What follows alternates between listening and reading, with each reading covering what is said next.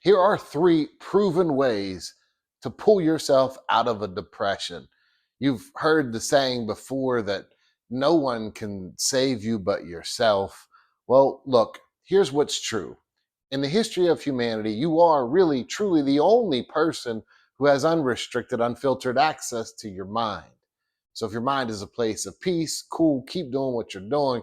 But if your mind is a place of anger, anxiety, angst, sadness, depression, where you're the only one who can truly access it. You're the only one who can change it. And I'm going to give you three proven strategies for how you can pull yourself out. You know, it's funny, when I was first introduced to the field of psychology, one of the one of the ideas that I remember from the first course was that in the field of psychology, you never use the word prove, because you can't actually prove something. You can find information that demonstrates there seems to be an indicator in this direction. And through the years, I echoed that message. I made an effort to talk about that. Don't say you can prove something that is only partially true. But that's why I'm so confident that this video, these are three proven methods to help you pull yourself out of depression. It's just a fact. It is. The first one is this: focus on helping others. Listen, I get that your mind, or more specifically, ego, wants to race to say that there's nothing that you can do. When you're feeling depression, it hurts, it's painful. It's so painful that it feels like there's nothing you can do to change. And one of the ways that your ego keeps you locked in that depression is to say, well, I've heard it all, I've tried it all before, nothing works.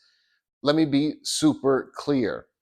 What I'm talking about in this video is not a magic wand. It will take effort on your part, but doing these three things will absolutely pull you out of that depression. So the first is to focus on others. Try to think of something you can do for other people. And it doesn't have to be monumental. It can be tiny, it can be small, but intentional. Most importantly, it's a meaningful way to help someone. Maybe that entails you calling a loved one and asking how they're doing, and not just rattling off that question, but truly wanting to know, how are you doing? What's going on? How can I help? How can I be here for you? And you don't have to solve anything for them. You don't have to fix anything. That's not your job. In the same way that no one can fix truly what's going on with you, we can give you information. And my hope is that you can use this information to help yourself. But ultimately, all I can do is give you my best and then let go. So in the same way, you reach out, you give your loved ones your best, and you don't have to fix it, but really try to help them. Let me tell you why this works and why it's just a fact that this can help you. When you're struggling with depression, if we were to look at your brain and in terms of energy, where is the energy in your brain? Now, I'm going to make this really simplified so I can see that there will be some neurologists out there twitching because I'm making it so simple. I understand that the brain is much more complex from this, but I'm trying to pull metaphors that can really help people. So bear with me. Imagine that your brain operates with energy vibing in certain areas, or blood flow to certain areas. Now, when you're struggling with your emotions, your most of that energy is in the middle of your brain, or what's called the limbic system, your emotional center of your brain. Whereas when you're thinking through something, when you're really diving into higher level thinking and decision making, you're more primarily operating out of the frontal cortex, the front part of your brain. So again, let's just break this down in a simple way. But let me show you this. When you're struggling with depression, you're in that middle part of your brain. But when you start to think through, how can I help someone else? What can I do intentionally to help someone else? You are now operating out of the front part of your brain. And sure, it might only be moments of respite, of where you're starting to think about how you can help someone else. But the fact is that you do change the energy or the place where you're really operating out of in your brain. You go from that middle part to the front part. And the more you do it, the more you eventually end up staying in it. So that's one of the reasons why this just works. Number two, one of the most important things you can do is exercise. Look, when I started back in the 1990s, I know I'm old, but when I started counseling, we were told. So I used to teach, I did Muay Thai kickboxing growing up, and I used to teach Muay Thai kickboxing going through college to make some money on the side. And so I fancied myself a little bit of a personal trainer back in the day, just based on my own life as an athlete and as a martial artist. So I would teach people on the side.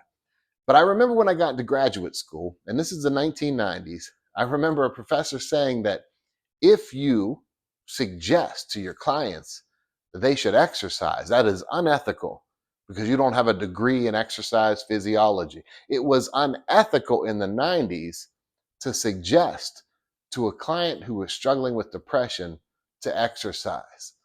Flash forward to 2024, and it is now unethical not to suggest to exercise. You don't need to have a plan laid out for you by a counselor, but most definitely we understand this is common neuroscience information. We know that exercise impacts depression. It can help your emotions more than pretty much most things out there.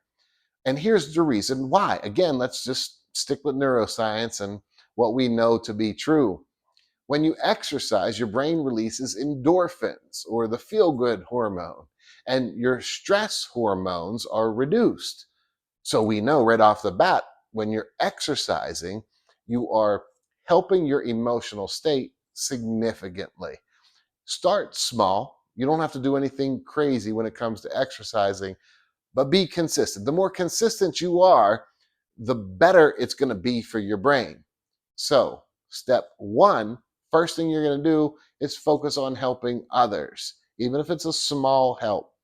Step two, exercise. Make sure you're exercising every day. And remember, this isn't a magic pill. This isn't dropping acid. You don't just magically exercise once and say, oh, I'm not out of my depression. Continue to do it, stay consistent with it. And three, pay attention to the stories that you tell yourself. So look, we all talk to ourselves. Our minds have a running internal dialogue of between 50 and 70,000 thoughts every single day. That's called the default mode network. Of course, our minds are always chitter chattering about something. And here's the reality. We tell ourselves stories. So we encounter the world, stuff happens, but it's what we tell ourselves that most profoundly impacts how we feel. So, for example, if you're in a long line of traffic and you say to yourself, this always happens to me, it's not fair, then you might feel really frustrated being stuck in that traffic. But if when that traffic occurs, you say to yourself, I believe life happens for a reason. And the reality is that maybe this traffic is happening to prevent me from getting in an accident down the road. And so I want to take a moment to be grateful. I want to be really thankful for everyone and everything that watches over me so that I can be in this moment. The stories that you tell yourself will absolutely impact your emotional state. So, how do you do it? How do you pay attention to those stories? Well, it takes a little bit of practice, but it is absolutely possible. Step one, consider journaling. So, here's what to do when you journal. And the cool thing is, if you don't like to write, because I've had people write in and tell me, ironically, well, type in and tell me that they don't like to write. But if you don't like to write, you can do a video or an audio journal. That's fine too. But here's what to do: write down the situation, but remember, you're the author of your life. You're the author of your story.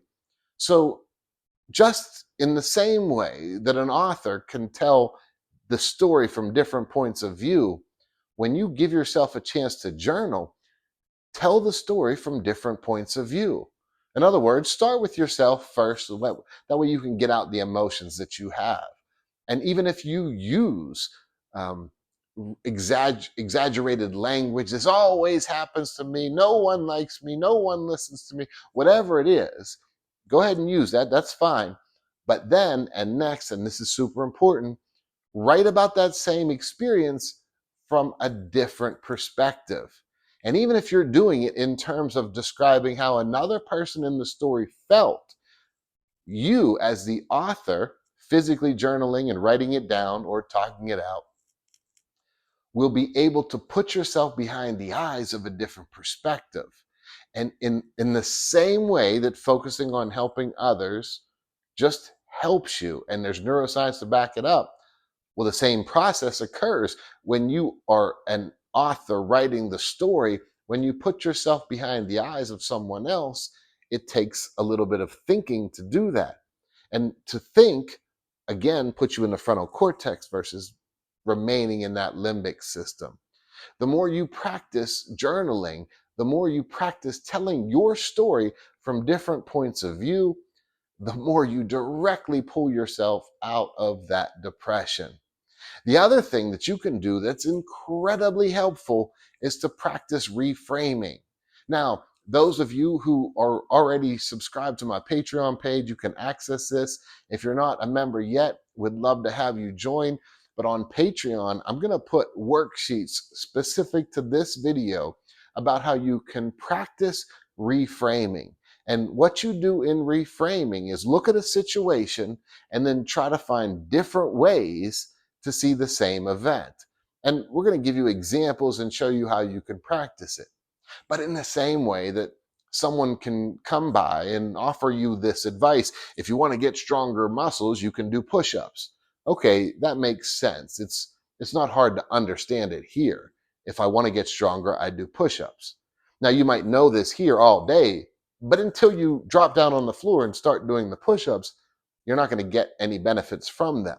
And in the same way, we're going to show you hands-on how to practice reframing. And we'll set you up with specific exercises that will absolutely help you do that. But at the end of the day, you have to actually follow through and do that exercise. I promise you, all of this is worth it. It is worth it to do this.